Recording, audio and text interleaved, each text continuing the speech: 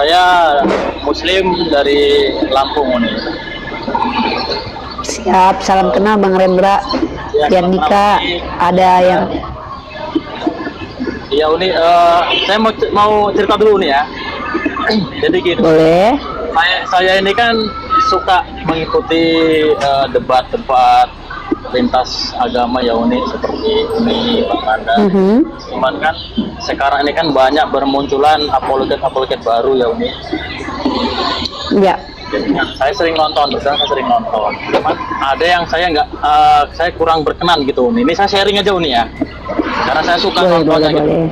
Karena ini merupakan sebuah pembelajaran buat saya karena saya Muslim gitu, jadi menambah wawasan juga untuk saya. Cuman ada yang nggak berkenan buat saya itu, jadi dalam sebuah debat itu ada seperti kata-kata timbul kata-kata hujatan gitu, kayak menertawakan, itu kan jadi dilihatnya kurang enak. Jadi ada debater yang baru saling hujat begitu nih. Saling hujat. Bisa nggak kalau misalkan debat lintas agama antara misalkan Islam dengan Kristen gitu serius gitu. Jadi tanpa adanya penghinaan atau tanpa adanya hujatan, saling toleransi begitu nih. Oke, saya jawab ya. Baik Uni, siap.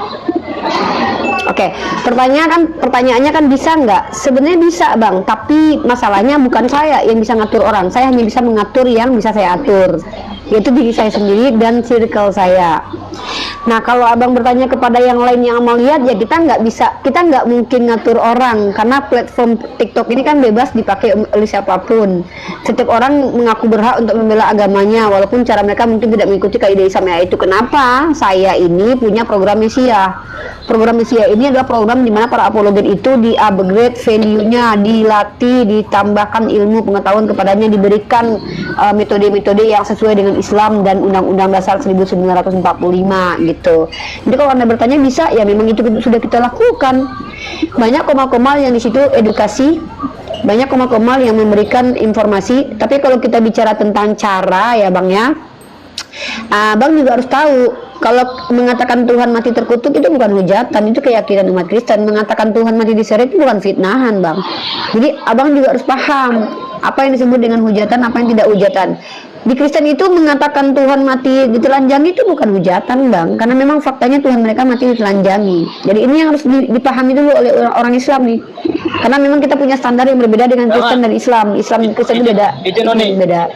Izin Uni, saya potong Uni ya. Karena kan begini, dalam ajaran Islam kita kan Uni, kita kan nggak boleh kan Uni menjelekan agama lain ya Bang. Iya, kan saya bilang dalam Islam tidak boleh menjelekan agama lain. Tapi kan ketika mengatakan Tuhannya mati terkutuk itu bukan menjelekkan, karena memang itu tertulis dalam kitab mereka. Nah, ketika mengatakan Tuhannya mati ditelanjangi itu bukan ejekan, bukan olok-olok, tapi itu tertulis di kitab mereka. Jadi umat Islam yang menonton harus paham dulu konteks kekristenan. Mengatakan kelamin sebesar punya keledai, zakarnya pancaran maninya seperti kuda, itu bukan vulgar di Kristen, karena itu ada di kitab mereka. Begitu. Jadi kalau kita menghujat, kita lihat dulu definisi menghujat dalam Islam itu apa. Seperti mengatakan Nabi Muhammad begini begitu, itu baru hujatan. Kalau mengatakan Yesus itu miskin, itu bukan hujatan, tapi itu kesimpulan dari hipotesa dari para penulis mereka gitu loh. Jadi abang harus tahu ada nggak perbedaan hujatan dan perbedaan apa, karena itu tertulis di kitab mereka loh. Tuhan mati terkutuk itu tertulis loh. Tuhan mati terkutuk, Tuhan ditelanjangi, itu ada dalilnya, kita dasarnya ada gitu ya. Jadi orang Islam yang awam yang baru nonton diskusi lintas agama harus paham bagaimana teks Kristen itu. Jangan bilang menghujat, jangan tuduh orang Islam menghujat kalau mengatakan umat Kristen Tuhannya mati terkutuk, karena itu adalah keyakinan umat Kristen. Begitu abangku, itu harus dipahami. Karena yang penting gini Uni, kita kan dalam perdebatan itu yang penting kita kan hidup di Indonesia ini kan Bhinneka Tunggal Ika ya Uni. Setelah debat selesai yang penting ya kalau izin di luar itu Bang, kalau izin Bang ya, bentar Bang, yang debat ini bukan orang bodoh Bang. Ya. Kecuali yang bodoh-bodoh itu akan kelihatan kok dari narasinya kok. Saya tuh circle saya tuh tidak ada yang bodoh. Yonatan Nandar ini sarjana hukum loh bang.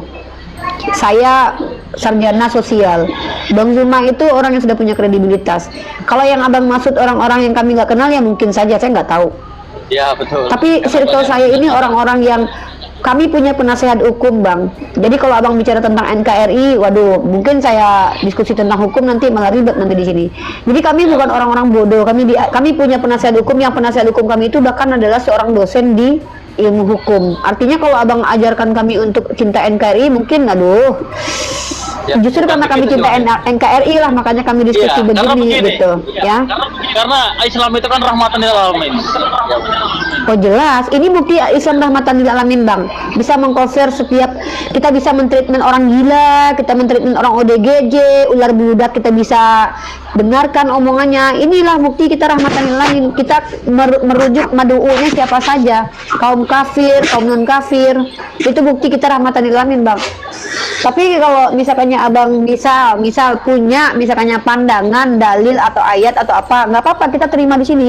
Karena setiap kita bicara itu ada basic dalilnya bang. Misal nih, berdebat itu ada datanya kok. Quran surah An-Nahl 125 dan baca di ayat 126-nya, membalas itu boleh setimpal kok bang. Abang kalau nampar saya diizinkan nampar abang balik loh. Itu bukan kejahatan dalam Islam. Jadi harus pakai dasar kalau kita bicara.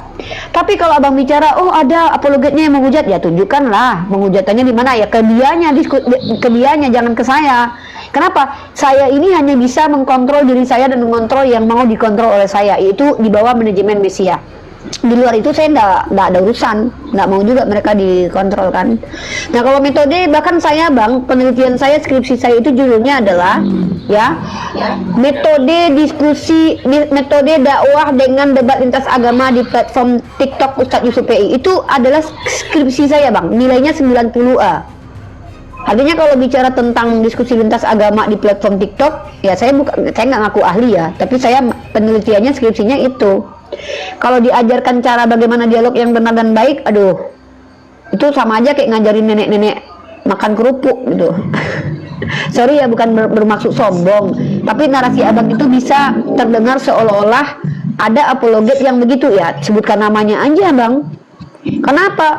Nanti kena yang lain nanti, nggak tahu. Setahu saya, circle saya sehat semua. Nandar sarjana hukum, bicara pakai dalil. Jimen itu sedang kuliah, bicara pakai data. Siapa lagi? Ardiansah dosen. Saya apalagi, ya rata-rata kita kok orang-orang kredibel kok. Kalau yang dimaksud yang lain-lain yang saya nggak kenal, itu nggak ada urusan sama saya lah. Jangan ceritakan ke saya. Masa saya harus membackup semua apologet?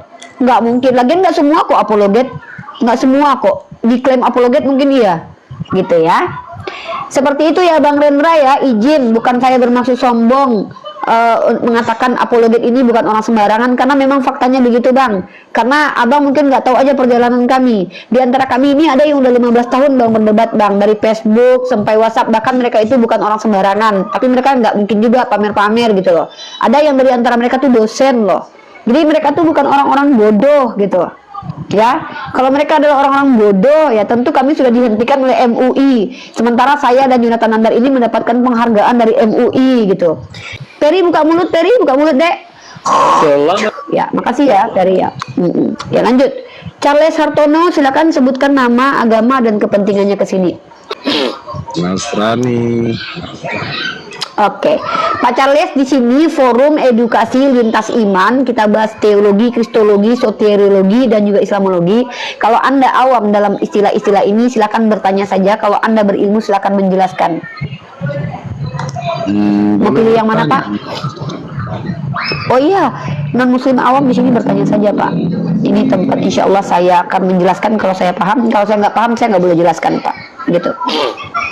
Pertanyaannya apa, Pak? Saya mau bertanya sama sendiri Pak. Boleh. Saya bukan memperbandingkan atau memperdebatkan Pak. Saya mau belajar Pak.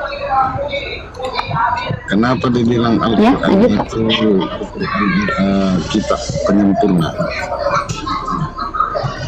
Oke, pertanyaan ini berulang dari kesalahpahaman. Saya tidak pernah menemukan di Al-Quran sendiri Al-Quran dikatakan Alkitab penyempurna. Tidak, Al-Quran itu kitab sempurna, Pak, bukan penyempurna.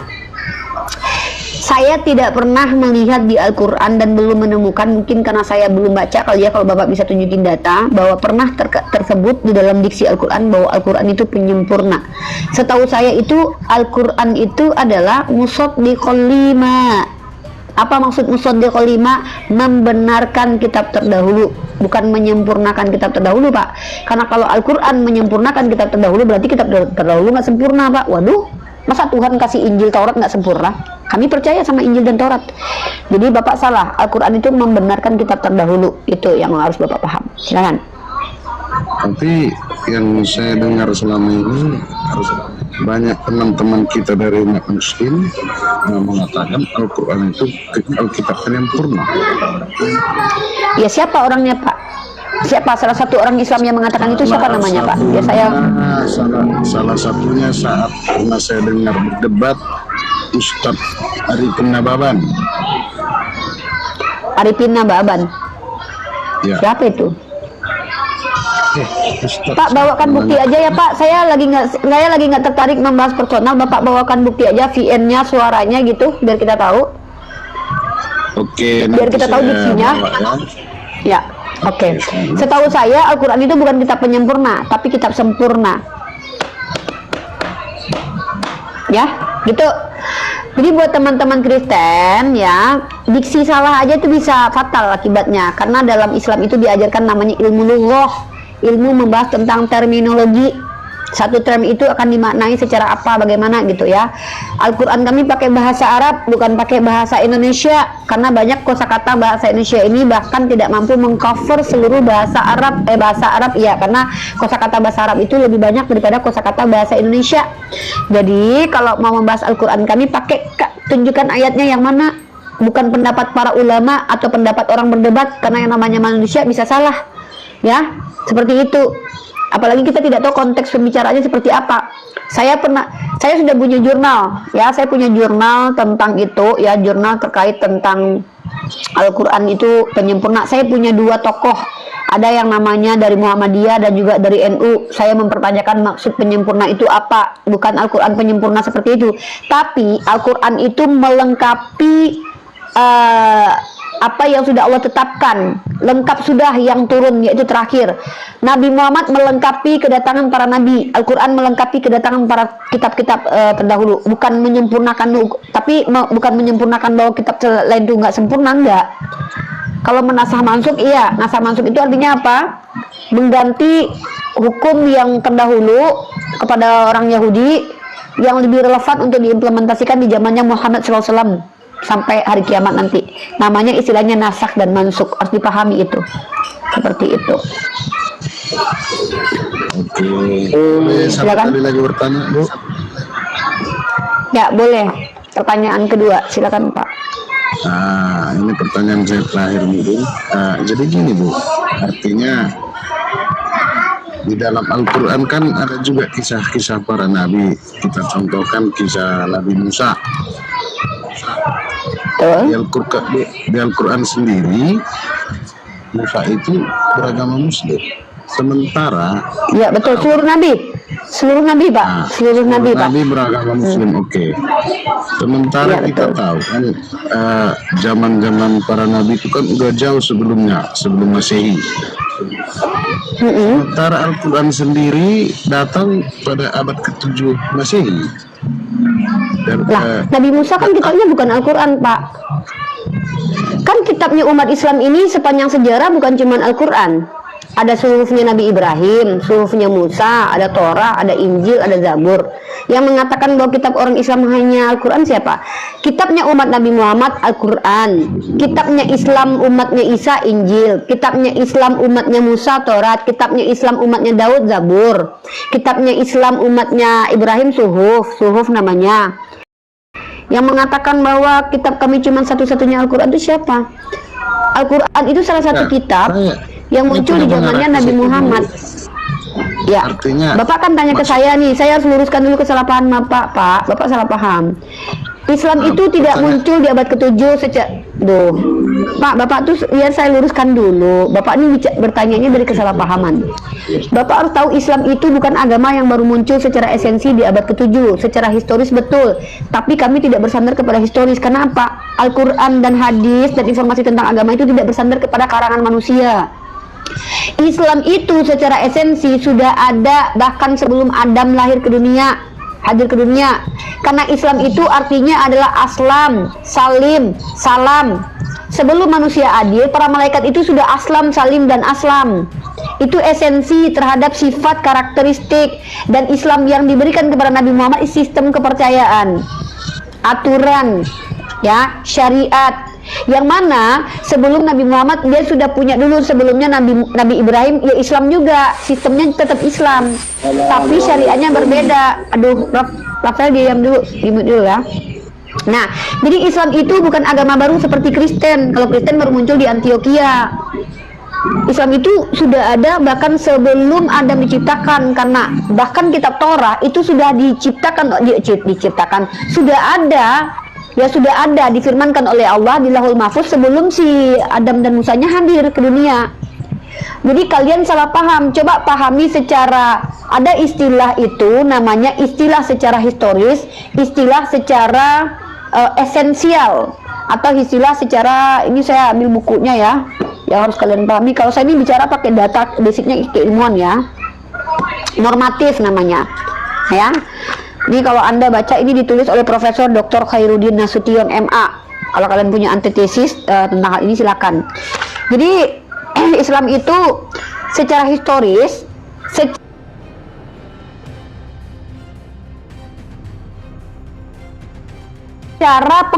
bahwa Islam itu adalah sistem kepercayaan yang muncul di abad ke-7. Karena tidak ada bukti-bukti empirik yang bisa membuktikan bahwa ada Islam sebelum Nabi Muhammad. Karena memang nabi-nabi terdahulu tidak bisa dibuktikan secara empirik. Nabi Isa tidak bisa dibuktikan secara empirik. Nabi Musa tidak bisa dibuktikan secara empirik. Nabi Ibrahim tidak bisa dibuktikan secara empirik. Jangankan Islamnya, sedangkan nabi-nabinya aja tidak masuk kepada fakta historis kok. Begitu. Nah, jadi Bapak salah paham. Islam itu secara esensi, secara normatif sudah ada bahkan sebelum Adam diciptakan. Silakan Bapak lanjutkan pertanyaannya. Jangan dari kesalahpahaman bertanya. Maksudnya begini, oke lah, saya terima penjelasan ini. Sebelum zaman Nabi Adam, Islam itu sudah ada. Oke. Seandainya abad ke-7 Nabi Muhammad tidak datang, kan nggak seperti ini juga. Pak, maaf Pak, jangan berandai-andai ya Pak. Kami bukan agama andai-andai Pak. Kalau Bapak berandai-andai saya nggak bisa jawab Pak. Nanti saya jawab dengan andai-andai, nggak ada gunanya di sini. Saya tuh berusaha seilmiah mungkin Pak, bicara menggunakan kaidah ilmiah, metode ilmu yang saya terapkan di sini. Kalau Bapak bilang berandai-andai, saya tanya nanti kalau Maria itu keguguran, Bapak nggak punya Tuhan dong. Kalau Maria tersandung keguguran, Bapak nggak punya Tuhan gitu. Ngeri kan Pak? Andai-andai saya lebih ngeri Pak daripada Bapak. Gitu Pak, silakan Pak. Jika demikian, kalau memang agama Muslim itu kebenaran, kenapa nggak dari awal Ya. Sang Pencipta itu menurunkan Islam? Loh, gimana ini Bapak? Kan saya sudah jelaskan, Islam itu agama yang sudah hadir secara normatif dan esensi sejak Adam diciptakan. Kok Bapak malah tanya balik? Kan saya sudah jelaskan tadi. Gimana sih Pak? Justru Islam itu sudah ada bahkan sebelum Adam diciptakan secara esensi dan normatif, Pak. Ya Robbi, kan diulang lagi kan. Makanya kalau Bunda Gemala menjelaskan Bapak itu, kalau Bapak kecepatan cara bicara saya pelan-pelan ini ya. Bapak tenang, dengarkan baik-baik. Secara esensi, makna esensi dan normatif Islam sudah ada sebelum Adam diciptakan. Karena Islam esensinya adalah sistem yang datang dari Tuhan, yang diberikan kepada dia siapa dia kehendaki sebagai nabi. Gitu Pak, masa beda nggak paham sih Pak? Saya udah pelan-pelan ngomongnya Pak. Ini aku bisa. Putri Sil diam dulu, saya lagi ngomong dengan Pak Charles. Jangan nggak sopan ya. Saya nanti gantian, antri. Terima kasih Bu, nanti lain kali Sama-sama saya Pak. diskusi. Boleh. Terima kasih Boleh. penjelasannya. Terima kasih. Sama-sama. Ya, di sini ada Putrasil. Bagus, Awam bagus. bertanya saja. Ya. Enggak, suara gue di YouTube. Ya, Pak, tadi kan Ibu Universitas bilang semua buku, semua kitab-kitab ditulis oleh Putrasil, tangan. orang awam bertanya saja ya, Putrasil ya. Pertanyaan Iya, aku mau pertama. Ada nggak di buku-buku lain di dalam hukum Musa menyatakan kalau kata Tuhan Allah itu di dalam buku lain kita nggak boleh sujud menyembah kepadanya. Coba berikan aku satu buku kan biar aku bisa lihat. Apa sih? Tadi kan Ibu Buku Univer apa kan yang bilang banyak data, banyak buku. Jadi kan dalam buku kita nih, Buku buku apa? Bible kita nih, tentang hukum Musa Keluaran 20, adakah manusia yang membantah perkataan Tuhan? Tidak boleh kita Ada. sujud kepadanya. Ada. Di mana buku mana? Ada yang membantah di kitab Mula, di surat-surat Paulus membatalkan hukum Musa dia. Efesus Itu pasal 2 kita- nomor 15. Dengan matinya Yesus Itu telah tentang batallah hukum perkataan Taurat. Bukan di cuma sini. membantah Tuhan, membatalkan lagi, Dek. Di kitab lu di surat Paulus di Efesus pasal 2 15 bukan membantah Tuhan lagi, Dek, membatalkan hukum Tuhan lagi, Dek, membatalkan hukum Musa lagi, Dek, mengatakan hukum Musa terkutuk lagi, Dek. Galatia pasal 3 nomor 13 lagi, Dek. Dulu aku Dek, kan belum apa sih, Dek? jawab. Bisa tanya nih perempuan. Kok kamu menjawab? Yang jawab kan saya. Kan kamu bertanya aja di sini. Kok kamu yang jawab? Saya nggak nanya. Kamu kan bilang nabi-nabi terdahulu. Udah di bawah aja, di bawah aja. Udah kamu kayaknya nggak normal ya. Ada otaknya, ada sengkretnya. Dari kemarin hukum Musa. Emang kau Bani Israel, Dek? Aduh. Halo Rafael Morris, agamanya apa? Muslim. Apa agamanya? Oke, Assalamualaikum warahmatullahi wabarakatuh. Waalaikumsalam. Ya. Ada yang mau disampaikan? Ada yang ditanyakan. Cuma Oke, di bawah ya. ini mau nanya. Tidak ada yang ditanyakan, cuma mau nanya. Tidak ada yang mau ditanyakan, tapi mau tanya. Bang, saya nggak ngerti bahasanya, coba Bang jelaskan. Tidak mau bertanya, tapi mau nanya. Jangan kayak Oten, katanya Islam. Perbedaan Sayyidina sama Rabbi itu. Sayyidina. Ya beda lah, Rabi beda, Rob beda, Robul Alamin beda dengan Robba beda. Harus ada damirnya, harus ada mudof ilainya dan segala macam. Itu pembelajaran nahwu sorof. Ya, itu beda. Rob itu artinya adalah pemelihara dan aduh, Rafael Mois, kamu Mois tadi. Aduh, tadi bilangnya nggak mau bertanya, sekarang malah bertanya. Ini orang Kristen atau orang Islam nggak sih? Ngomongnya kok kontradiksi? Muslim. Ya udah, tadi kamu bilang apa? Saya tidak mau bertanya. Tadi kamu bilang tidak mau bertanya, sekarang kamu tanya dan saya sudah jawab. Rob itu ada perbedaannya. Sorry, Rob itu ada. Aduh, sakit otak aku dengan kamu noise banget deh. Noise banget loh dia loh. Rob itu artinya pemilik dan pemelihara.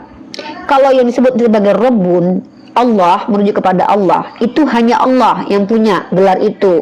Robul Alamin, pemilik alam semesta. Tapi kalau Robul Baiti, Robul ini, itu ada pemilik kipas ini saya misalkannya.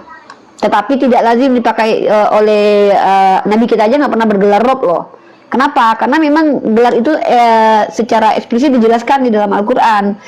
Supaya kita tidak bias, kita itu harus paham dulu teks maknanya itu secara etimologi apa? Pemilik dan pemelihara. Kalau saya sebagai pemilik apa dulu saya? Pemelihara apa saya gitu loh. Ya, sama artinya pemilik dan pemelihara. Oke Rafael ya, katanya Islam, tapi pertanyaannya kayak Oten, tidak konsisten lagi ngomongnya. Ya saya nggak mau ngetes guys, nggak penting banget mau dia Kristen kayak mau dia Islam kayak bodo amat ya. Oke udah ya. Rafael ada lagi yang mau ditanyakan? Udah ya turun ya. Aduh, peduli sekali kau. Kan kalau di dunia Oten itu kan panggilannya Rabi itu loh. Rabi itu apa sih Rabi itu? Itu Rabi panggilan untuk pendeta-pendeta Yahudi. Kayak plesetan bahasa itu kok. Robi jadi Rabi gitu lah. Ini kau lucu loh dek. Kau tanya sama aku, kau pula yang menyimpulkan sendiri. Ada-ada aja kau ini loh. Halo Afdan. Agama kamu Katolik atau Protestan? Mau bertanya dong. Agamanya Katolik atau Protestan? Katolik. Afdan Katolik. Di mana parokinya, Dek? Kalau saya sekarang di Parokinya di mana? timur saya. Pokoknya timur. Di timur. Nama katedralnya apa? Nama katedralnya apa, Dek? Saya juga jarang di kampung. Masa nggak tahu, nggak pernah ke gereja, ke katedral sama sekali? Dan saya jarang di kampung. Saya jarang di kampung. Komunitas nama parokinya apa gitu? Di mana tuh daerahnya? Soalnya saya kurang Gini loh, hafal, Dek. soalnya saya ini merantau terus. Nah, kenapa saya bertanya begitu? Karena saya tidak mau ada orang Islam yang Sekarang di- menyamar lah, orang Kristen yang menyamar lah. Saya tidak mau, Dek, ya. Apa bukti menunjukkan kalau Anda sebagai Katolik? Coba dibaca doa Rosario kah, doa Bapa Kami kah? Silakan.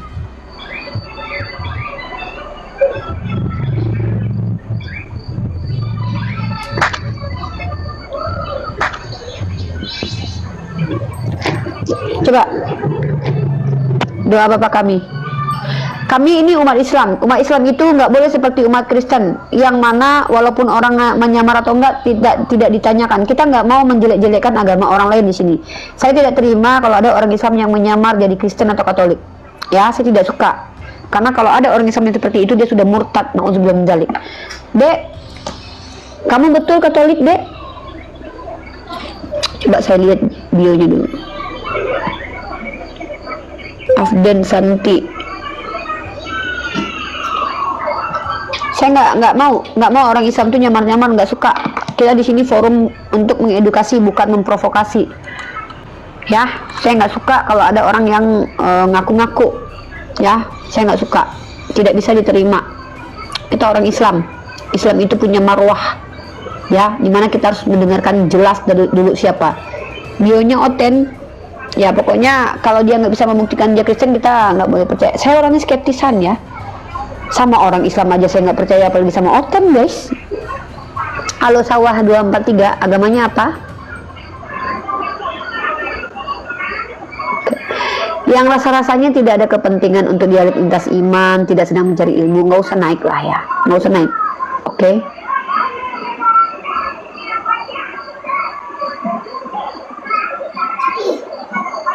Halo Pak Budiman.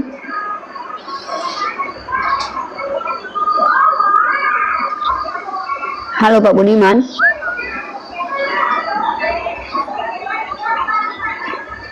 Oke, turun dulu ya Pak Budiman ya.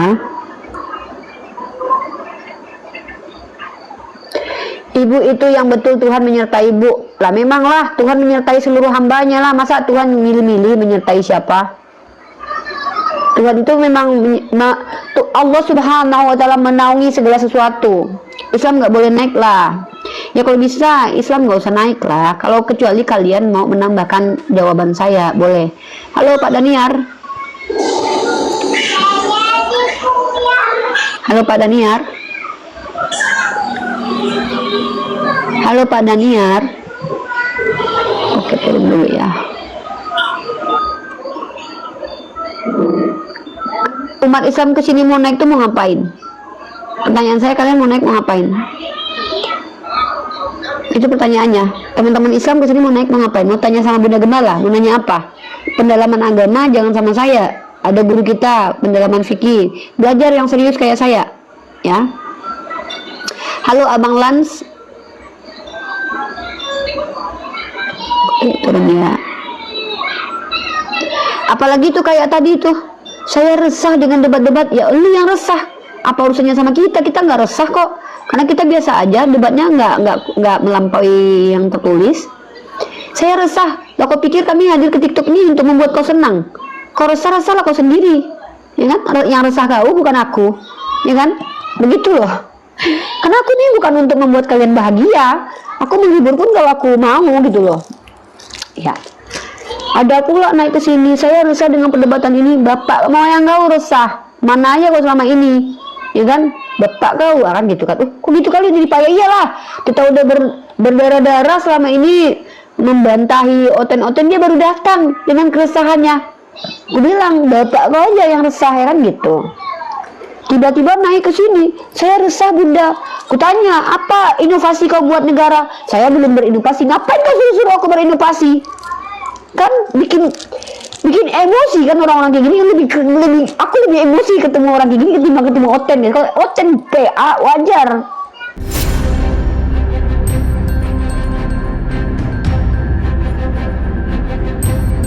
The religion of Jesus was Islam. Because with Allah, there is only one religion. He says, Inna dina inda Allahi al-Islam.